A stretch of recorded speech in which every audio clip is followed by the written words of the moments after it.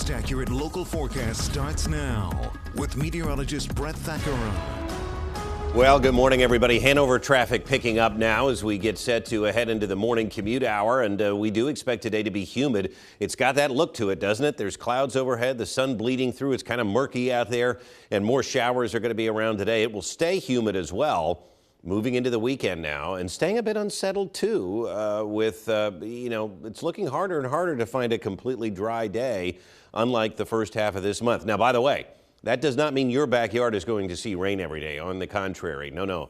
But isolated showers are going to be around. A nice sky in Mechanicsburg. Still not much traffic here in Cumberland County. We've got some clearing and some clouds taking place. Remember, here's the stalled front.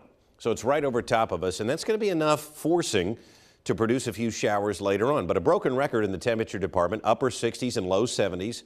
A broken record in the dew point department. That is not a department I would want to work in, by the way.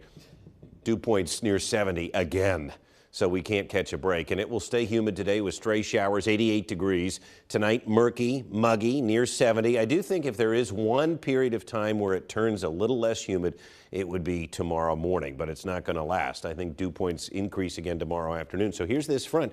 Notice how it's stalled out kind of right over top of us.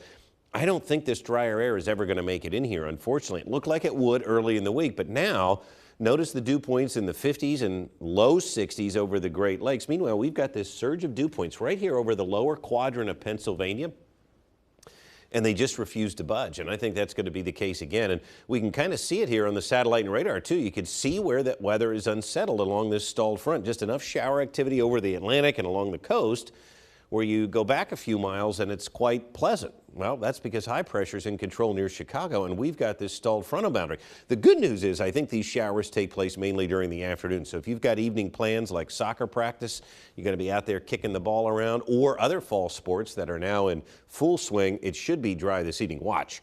Moving into the afternoon, here are the showers. They bubble up and then they quickly bubble down, and I think the evening will be dry. As we look to tomorrow now, a push of easterly flow means that I think we've got a couple of showers in the forecast for Friday now. And I don't think the humidity is going away. Saturday will start with some clouds. Probably the best chance to stay completely dry around here would be Saturday. But these dew points mean business. They just refuse to break. And while we've had maybe a couple of mornings where we've seen dew points drop into the 50s this summer, it has been pretty consistently humid, and I think it's going to stay that way tomorrow. Notice how the dew points climb again tomorrow afternoon, and they stay there right into Saturday. So I know we were promising less humid air. There's nobody that's more frustrated than me when we have to change a forecast, and I would say this is tweaking it, but I just don't think that the humidity is going to drop all that much. Temperatures are interesting. They're going to stay above average, okay, for the most part. We do get a little bit cooler by the middle of next week, but notice we still have a few 90-degree days left in the tank as well this August. Each day is going to feature some pop-up shower or storm chances, except for Saturday. Next week, another stalled frontal boundary, and that's going to get held up along the coast because Aaron is going to be working its way just offshore next week. And in fact, Aaron now, Tropical Storm Aaron, moving west at 17, over 1,000 millibars still in the pressure, but that's going to be dropping. This is a storm that will become a hurricane tomorrow and then become a major hurricane over the weekend.